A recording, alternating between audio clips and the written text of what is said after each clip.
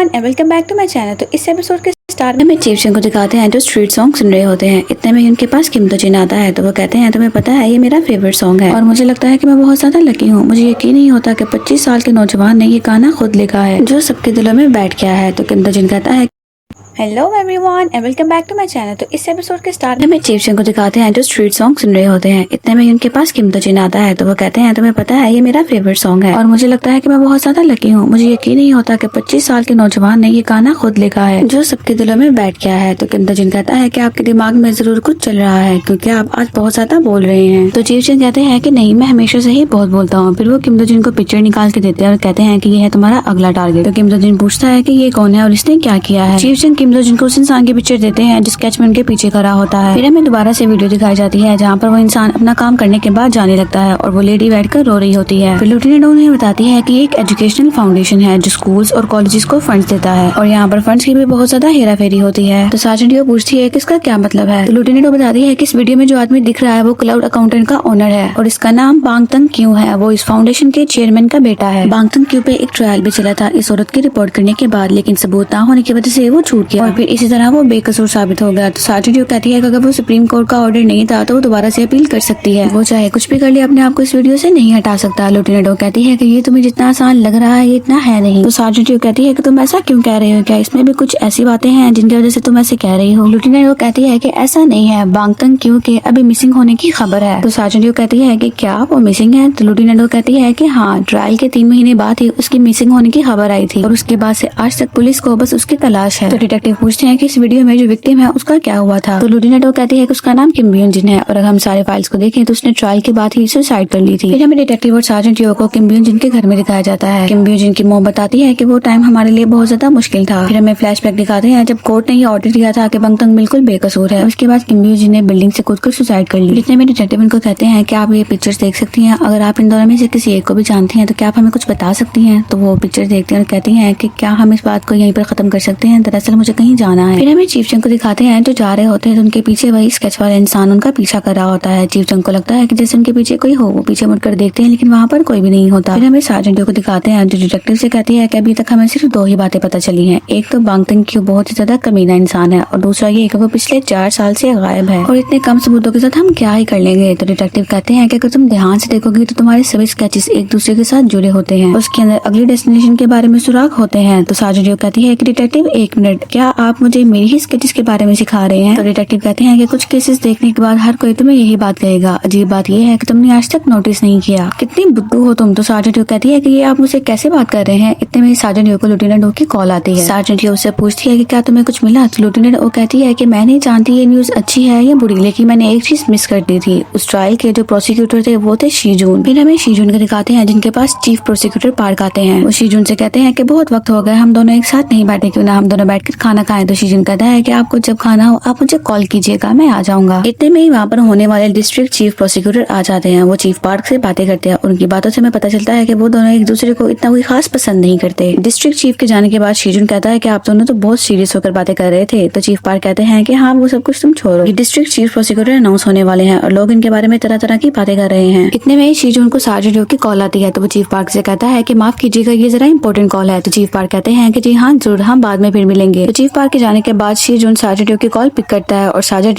किम ब्यून जिन के केस के बारे में शीजून से पूछती है। तो शीजून कहता है कि तुम्हें उस केस के बारे में कैसे पता। फिर शीजून भी ऑफिस में आ जाता है। सार्जेंट उस स्केच को दिखाती है और पूछती है कि ये आदमी जो चीफ सिंह के पीछे खड़ा है क्या तुम इसको जानते हो। तो शीजून कहता है कि नहीं, मैं नहीं जानता। तो सार्जेंट कहती है कि शीजून तुम जरा ध्यान से देखो, किम ब्यून जिन के ट्रायल में ये आदमी भी शामिल था। तो शीजून सार्जेंट को बस देखने लगता है। तो सार्जेंट कहती है कि ठीक है, मुझे यकीन है कि तुम जो चेहरा एक दफा देख लेते हो तुम उसे भूलते नहीं हो। फिर शीजून कहता है क्या मैं बाकी स्केचेस भी देख सकता हूँ, क्या पता मैं कुछ मदद कर सकूं। फिर शीजून सब स्केचेस को देखते हुए स्केच पर रुकता है और कहता है कि स्केच में जो स्कार है शायद मैं इस आदमी को जानता हूँ। तो सार्जेंट कहती है कि वो कौन है। तो शीजून कहता है कि डिटेक्टिव बेग है, किम ब्यून जिन के केस में ये इंचार्ज थे। डिटेक्टिव बेग किम ब्यून जिन के ट्रायल के केस में उनकी हेल्प कर रहे थे और वो डिटेक्टिव बेग ही थे जिन्होंने किम ब्यून जिन को राजी किया था ट्रायल के लिए। लेकिन इसकी कोई भी सेंस नहीं बनती है। सार्जेंट के स्केचेस में वही आता है जो फ्यूचर में होने वाला हो। तो सार्जेंट के स्केच में डिटेक्टिव बेग कैसे हो सकते हैं। तो सार्जेंट कहती है कि क्यों, वो क्यों नहीं आ सकते, क्या तुम जानते हो कि डिटेक्टिव बेग अभी कहाँ है। तो शीजून कहता है कि डिटेक्टिव बेग 4 साल पहले ही मर चुके हैं। फिर हमें फ्लैशबैक दिखाते हैं जब ट्रायल की रात शीजुन घर वापस जा रहा होता है तो तेज बारिश में वो डिटेक्टिव बेग को खड़े हुए देखते हैं। तो उनसे कहते हैं कि आप यहाँ पर क्या कर रहे हैं, इतनी तेज बारिश हो रही है। तो डिटेक्टिव बेग कहते हैं कि किम ब्योजिन ने अपनी जान दे दी। शीजुन कहते हैं कि जी हाँ मुझे पता चला है, लेकिन मैं क्या कर सकता हूँ। तो डिटेक्टिव बेग कहते हैं कि क्या मतलब आप क्या कर सकते हैं, मैंने उसको मार डाला, मैंने उसको ट्रायल के लिए राजी किया था, वो इन सब में शामिल नहीं होना चाहती थी, मैंने उस कमीने को जेल भेजने का वादा किया था। तो शीजुन कहता है कि जरूरी नहीं है सॉल्व के केस की रिपोर्ट ही की जाए, अगर वो ना भी चाहती तो भी ये ट्रायल होना ही था, इसमें आपकी कोई गलती नहीं है। डिटेक्टिव बेग कहते हैं कि अब आप क्या करेंगे आप बताइए, आपको उसे पकड़ना ही होगा, ये केस ऐसे ही बंद नहीं हो सकता, उस इंसान को सजा मिलनी ही चाहिए। तो शीजुन कहता है कि मेरे पास ऐसा कोई भी सबूत नहीं जो मैं पेश कर सकूं, और अब तो किम ब्योजिन भी इस दुनिया में नहीं रही और अब मुझे समझ नहीं आ रहा कि मैं क्या करूं। तो डिटेक्टिव बेग कहते हैं कि कुछ भी कीजिए, आप कुछ भी कर सकते हैं, आप एक प्रोसिक्यूटर हैं, आप उसको पकड़ने की कोशिश करें। तो शीजुन कहता है कि अगर आप मेरी जगह पे होते तो आप क्या करते डिटेक्टिव, तो मुझे बताइए फिर आप क्या कर सकते हैं। तो डिटेक्टिव कहते हैं कि देखता हूँ कि मैं क्या कर सकता हूँ और मैं उसे खुद ही पकड़ लूंगा, मैं ये सब कुछ ऐसे ही खत्म नहीं होने दूंगा। और ये कहने के बाद डिटेक्टिव बेग वहाँ से चले जाते हैं। शीजुन कहता है कि वो आखिरी ही समय था जब मैंने डिटेक्टिव बेग को अपने सामने देखा था। लेफ्टिनेंट और डिटेक्टिव बेग इन्फॉर्मेशन को निकालते हैं, उन सबको बताती है कि इनकी एक्सीडेंट में मौत हो गई। जिस गाड़ी में डिटेक्टिव बेग की लाश मिली थी वो उनकी अपनी गाड़ी थी और गाड़ी में अल्कोहल की बोतल भी मिली थी। बांगतुन के बेगुनाह साबित होने के बाद ये सुना जाता है कि डिटेक्टिव बेग को अल्कोहल की आदत लग गई थी और फिर इसी वजह से उसका एक्सीडेंट भी हुआ था। तो लेफ्टिनेंट वो कहती है कि लेकिन एक मरा हुआ इंसान सार्जेंट के स्केच में कैसे आ सकता है। तो डिटेक्टिव कहते हैं कि चले ठीक है, इस स्केच को ज्यादा कॉम्प्लिकेटेड ना बनाने के लिए हम दो चीजें मान लेते हैं, या तो मान लेते हैं कि ये स्केच गलत है या फिर हम मान लेते हैं कि डिटेक्टिव बेग अभी भी जिंदा है और मुझे यकीन है कि वो जिंदा है। तो लेफ्टिनेंट वो कहती है कि क्या ऐसा हो सकता है। सार्जेंट कहती है कि अगर हम मान लेते हैं कि डिटेक्टिव बेग अभी जिंदा है तो उस गाड़ी में जिसकी बॉडी मिली थी फिर वो बॉडी किसकी। तो डिटेक्टिव कहते हैं कि जिस टाइम ये एक्सीडेंट हुआ और डिटेक्टिव बेग की मौत हुई थी इस टाइम कोई और भी गायब हुआ था। तो सार्जेंट कहती है कि फिर क्या वो बैंग ताई-क्यू की बॉडी थी। तो डिटेक्टिव कहते हैं अगर हम डिटेक्टिव बेग की इन्फॉर्मेशन फाइल को देखें तो उनका एक्सीडेंट 17 सितंबर 2014 को हुआ था और बैंग ताई-क्यू के मिसिंग होने की रिपोर्ट ठीक एक हफ्ते बाद की गई थी। बैंग ताई-क्यू की फैमिली का कहना है कि 16 सितंबर तक वो उसके साथ राब्ते में थे, लेकिन उसके बाद उनका नंबर बन जा रहा था और ठीक उसके 20 घंटे बाद बेग वो जिनका कार एक्सीडेंट हो गया। तो शीजुन कहता है कि इसका मतलब है डिटेक्टिव बेग ने बैंग ताई-क्यू को मार डाला और अपना ये सब कुछ इस्तेमाल करते हुए ये दिखाया कि उसकी अपनी मौत हुई है। तो लेफ्टिनेंट कहती है कि क्या आपको ये नहीं लगता कि ये हमारी सर्च के बाहर है। चीफ मून कहते हैं कि इस बात का हमें सिर्फ एक ही तरह से पता चल सकता है। उस वक्त डिटेक्टिव बेग की बॉडी को उसके डेंटल रिकॉर्ड से कंफर्म किया गया था। डिटेक्टिव बेग ने जरूर अपने डेंटल रिकॉर्ड्स बैंग ताई-क्यू के रिकॉर्ड्स के साथ स्विच किए होंगे, लेकिन वो इससे छुटकारा नहीं पा सकते। इसलिए अब हम उस दफनाई हुई डेड बॉडी को निकालेंगे और बैंग ताई-क्यू की रिपोर्ट्स के साथ उसको मैच करेंगे। इससे हमें कंफर्म हो जाएगा कि वो बॉडी किसकी है, डिटेक्टिव बेग की या फिर बैंग ताई-क्यू की। फिर हमें दिखाते हैं कि शीजुन और चीफ मून डेड बॉडी को निकलवाते हैं। फिर हमें डिटेक्टिव को दिखाते हैं जिसके पास सार्जेंट आती है। सार्जेंट कहती है कि उसकी रिपोर्ट जल्दी हमारे पास आ जाएंगी। तो डिटेक्टिव कहते हैं कि देखो अगर ये कंफर्म भी हो जाता है कि वो डेड बॉडी डिटेक्टिव बेग की नहीं बल्कि बैंग ताई-क्यू की है फिर भी ये केस रिजॉल्व नहीं होगा। आखिरकार डिटेक्टिव बेग अपने मरने का नाटक क्यों करेंगे। ऊपर से 5th स्केच में मौजूद ये आदमी हम नहीं जानते ये कौन है। मुझे लगता है कि अब हम किसी भी स्केच के करीब नहीं पहुंचे हैं। फिर इतने में सार्जेंट को किम ब्योजिन की मॉम की कॉल आती है जिनको मिलने के लिए बुलाती है। सार्जेंट और डिटेक्टिव उनसे मिलने के लिए जाती है। सार्जेंट उनसे पूछती है कि आपने कहा था कि आपको हमें कुछ दिखाना है। फिर वो अपने बैग से एक नेकलेस निकालती है और कहती है कि किम ब्योजिन को ये नेकलेस बहुत ज्यादा पसंद है, लेकिन उसकी डेथ के बाद मैंने ये नेकलेस बहुत ढूंढा लेकिन वो मुझे नहीं मिला। मुझे लगा था कि शायद वो खो गया है, लेकिन मैंने देखा कि एक दिन वो हमारे मेल बॉक्स में आया। तो डिटेक्टिव कहते हैं कि जब बेग वुजिन की मौत हुई थी क्या ये नेकलेस उसके बाद आया था। तो वो कहती है कि आप डिटेक्टिव बेग वुजिन को जानते हैं। तो डिटेक्टिव कहते हैं क्या हम ये नेकलेस इन्वेस्टिगेशन के लिए अपने साथ लेकर जा सकते हैं। तो वो कहती है कि हाँ इसलिए तो मैं आपके पास लेकर आई। कितने में जब वो जाने लगती है तो सार्जेंट उसके बैग में एक पेंगुइन देखती है और वो कहती है कि एक मिनट रुकिए, ये आपके बैग में क्या है, क्या ये मैं देख सकती हूँ। तो वो पेंगुइन निकालती है और कहती है कि आप इसकी बात कर रहे हैं। तो वो पेंगुइन सार्जेंट के स्केच की तरह का होता है। तो सार्जेंट उससे पूछती है कि ये आपको कहाँ से मिली। तो वो बताती है कि वैसे देखा जाए तो आज किम ब्योजिन की डेथ एनिवर्सरी थी और मैं उसकी कब्र पर गई थी और ये मुझे वहीं पर मिला था और ये पहली बार नहीं हुआ है, हर साल उसकी डेथ एनिवर्सरी में कुछ ना कुछ ऐसा वहाँ पर हमें मिलता ही है। फिर वो लोग वहाँ की कैमरा फुटेज को ले लेते हैं और उसको देखते हैं। लेफ्टिनेंट बताती है कि ये आदमी उसकी बहन के आने के तकरीबन 1 घंटे पहले यहाँ से आया है। तो सार्जेंट कहती है ये जरूर डिटेक्टिव बेग होंगे। तो डिटेक्टिव कान कहते हैं कि अभी भी हमारे पास कोई अच्छी लीड नहीं आई है, अभी भी हम वहीं लटके हुए हैं। फिर सार्जेंट अपने सारे स्केचेस को देखने लगती है और उस आदमी को भी देखती है जो उस फुटेज में होता है। सार्जेंट डिटेक्टिव से कहती है कि डिटेक्टिव आपने मुझे कहा था कि मेरे स्केच आपस में एक दूसरे से मिलते जुलते हैं। तो डिटेक्टिव कहते हैं कि हाँ तुम बिल्कुल ट्यूबलाइट हो। सार्जेंट कहती है कि फिर क्या हुआ, समझ तो आ गया ना। अगर हम कहते हैं कि डिटेक्टिव बेग और स्केच में बना हुआ ये इंसान दोनों एक ही हैं तो लेफ्टिनेंट कहती है कैसा कैसे हो सकता है, ये दोनों अलग हैं। तो सार्जेंट कहती है कि जरा मेरा दूसरा स्केच देखो, इस बिल्डिंग में 3rd फ्लोर पे क्लिनिक है, ये एक प्लास्टिक सर्जरी क्लिनिक है और तुम्हें क्या लगता है कि मेरे स्केच में प्लास्टिक सर्जरी क्लिनिक का होना कोई आम बात है। है। तो डिटेक्टिव कहते हैं कहीं तुम ये तो नहीं कहना चाहती कि लास्ट स्केच में जो आदमी है वो डिटेक्टिव बेक है, बस उसने प्लास्टिक सर्जरी करवा लिया है। फिर उसके बाद सार्जेंट को लिeutenant रोज कहती है क्या तुम इसकी वॉच पर जूम कर सकती हो। लिeutenant रोज वॉच पर जूम करती है तो फुटेज में आएगी उस इंसान की वॉच और स्केच में आएगी इंसान की वॉच, दोनों सेम होती है। फिर सार्जेंट कहती है कि मेरे ख्याल से हमें प्लास्टिक सर्जरी क्लिनिक के लिए जाना चाहिए। फिर सार्जेंट और डिटेक्टिव क्लिनिक के लिए निकल जाते हैं। क्लिनिक के बाहर वहाँ पर वो लोग कपल्स को देखते हैं तो रिंग्स ले रहे होते हैं। उनको देखकर डिटेक्टिव को प्रोसिक्यूटर मिंजीसो की याद आने लगती है जब उन दोनों की वेडिंग रिंग भी तैयार हुई थी। सार्जेंट और डिटेक्टिव के पास आती है और कहती है कि लोगों का कहना है कि भेड़िया ही वाहिद एक ऐसा जानवर है जो अकेला रहता है, लेकिन सच तो ये है कि उसके बाकी जानवर उससे डरते हैं और उसे अकेला छोड़ देते हैं। तो डिटेक्टिव कहते हैं कि क्या, तो सार्जेंट ये कहती है कि आपने हाउलिंग के बारे में सुना है, जब एक भेड़िया रोता है तो उसके साथ साथ सारे भेड़िए भी रोने लगते हैं। वो इसलिए करते हैं ताकि उसके गम में उसका साथ दें, और जब सारे भेड़िए एक साथ रोते हैं तो पहला भेड़िया जो रो रहा होता है उसको हिम्मत आती है जिंदा रहने के लिए। तो आप अब हमारी टीम में हैं और हमारे कलीग भी हैं, तो ये बात आप हमेशा याद रखिएगा। तो डिटेक्टिव कहते हैं कि तुम्हारा शुक्रिया, तुमने मेरे बारे में ख्याल किया, तुम्हारी बातें सुनकर मुझे अच्छा लग रहा है, और ये बात मैं किसी को इतनी आसानी से नहीं कहता, लेकिन फिर भी ये मैं तुमसे कहना चाहूंगा। फिर वो सार्जेंट के पास होते हैं और कहते हैं कि काम पर ध्यान दो, इमोशनल ड्रामा मत करो। डिटेक्टिव जाने लगते हैं तो सार्जेंट कहती है कि आप अकेले में तो खुद फूट फूट कर रोते हैं और मुझे ड्रामेबाज कह रहे हैं। तो डिटेक्टिव सार्जेंट के पास आते हैं और कहते हैं कि तुमने क्या कहा। तो सार्जेंट डरते हुए कहती है कि मैंने तो कुछ भी नहीं, और चलिए हम क्लिनिक चलते हैं। और जाते हुए फिर रोने वाली शक्ल बनाकर मुझे रिहा की जाती है। फिर जब वो लोग क्लिनिक के पास आ रहे होते हैं तो एक आदमी हेड पहने क्लिनिक से बाहर निकलता है। सार्जेंट और डिटेक्टिव क्लिनिक के अंदर जाते हैं तो उन्हें वहाँ पर कोई भी नहीं मिलता और सारी फाइल्स बिखरी पड़ी होती हैं। वो लोग अंदर जाते हैं तो डॉक्टर वहाँ पर बेहोश पड़े होते हैं। डिटेक्टिव को वो हेड वाला इंसान याद आता है तो डिटेक्टिव उसके पीछे भागते हैं। फिर हम देखते हैं कि वो हेड पहने हुए इंसान कोई और नहीं बल्कि किम दो जिन होता है। डिटेक्टिव उसके पीछे भागते हैं लेकिन किम दो जिन भी भागने लगता है और फिर किम दो जिन डिटेक्टिव के हाथ से निकल जाता है। फिर हमें सार्जेंट को दिखाते हैं जो डॉक्टर के पास होते हैं। डॉक्टर से पूछ रही होती है क्या आप ठीक हैं, तो डॉक्टर कहता है कि हाँ मैं ठीक हूँ। फिर सार्जेंट कहती है कि मैं आपसे कुछ पूछूंगी। इतने में डिटेक्टिव गुस्से से आते हैं, डॉक्टर को पकड़ लेते हैं और कहते हैं कि सीधा सीधा मुझे जवाब देना। पिक्चर दिखाते हैं डिटेक्टिव बेक की और कहते हैं क्या तुम इस आदमी को जानते हो। तो वो डॉक्टर हाँ में जवाब देता है। फिर हमें चीफ जंग को एक बिल्डिंग में दिखाते हैं और उस बिल्डिंग के बाहर डिटेक्टिव बेक भी होते हैं। फिर सार्जेंट और डिटेक्टिव अपनी टीम को सारी बातें बताते हैं। तो शीजुन कहता है कि इसका मतलब है कि डिटेक्टिव बेक अभी भी जिंदा है। सार्जेंट कहती है कि प्लास्टिक सर्जन ने ये बात कंफर्म की है। अक्टूबर 14 को डिटेक्टिव बेक की सर्जरी हुई थी, कार एक्सीडेंट के ठीक 1 महीने बाद। इतने में ही वहाँ पर चीफ मून भी आ जाते हैं। फिर वो कहते हैं कि डिटेक्टिव बिल्कुल ठीक कह रहे थे, वो बॉडी बांगता क्यू की है। फिर हमें फ्लैशबैक दिखाते हैं कि डिटेक्टिव बेक ने जहर देके बांगता क्यू को मार डाला था और वो नेकलेस भी डिटेक्टिव बेक ने ही मेल करवाया था। और फिर डिटेक्टिव बेक बांगता क्यू की डेड बॉडी को अपनी गाड़ी में बिठाते हैं और उसे नीचे धक्का दे देते हैं। नीचे गिरते ही वो गाड़ी ब्लास्ट हो जाती है। लिeutenant कहती है कि डिटेक्टिव बेक आखिर वो कर क्या रहे हैं। सार्जेंट कहती है कि आखिर कोई अपनी ही मौत का झूठा नाटक क्यों करेगा और अब वो चीफ जंग की जान क्यों लेना चाहते हैं। तो चीफ मून कहता है कि एक और बात है, अब भला किम दो जिन डिटेक्टिव बेक के पीछे क्यों है। तो डिटेक्टिव कहते हैं कि चीजों को ज्यादा कॉम्प्लिकेट करने की जरूरत नहीं है, हमें हर चीज का जवाब मिल जाएगा जब हम डिटेक्टिव बेक को ढूंढ लेंगे। हमें डिटेक्टिव बेक को दिखाते हैं जो एक बिल्डिंग के अंदर जा रहे होते हैं। इतने में ही किम दो जिन चीफ जंग के पास वो सर्जिकल फाइल लेकर आते हैं और चीफ जंग सभी रिपोर्ट्स को जला देते हैं। चीफ जंग किम दो जिन से कहते हैं कि गुड जॉब, और क्या तुम्हें मुझसे कुछ पूछना है। तो किम दो जिन कहता है कि ये आदमी कौन है और मुझे इसे क्यों मारना है, ये आपने अभी तक मुझे नहीं बताया। आपने मुझसे कहा था कि मैं आप पर भरोसा करूं और मेरे ख्याल से भरोसा दोनों तरफ से किया जाता है। आप मुझे बताइए कि ये आदमी कौन है। तो चीफ जंग कहता है कि 2 साल पहले इस आदमी ने मुझे मारने की कोशिश की। तो मुझे पता है कि शायद तुम्हें मेरी बात पर यकीन ना हो, लेकिन याद में तुमसे पहले मेरे लिए काम करता था और अब तुम्हें पता चल गया होगा कि इसको ढूंढना क्यों जरूरी है, इससे पहले किसी बाकी टीम ढूंढ ले। और फिर यहीं पर हमारी आज की एपिसोड खत्म हो जाती है। See you in the next episode.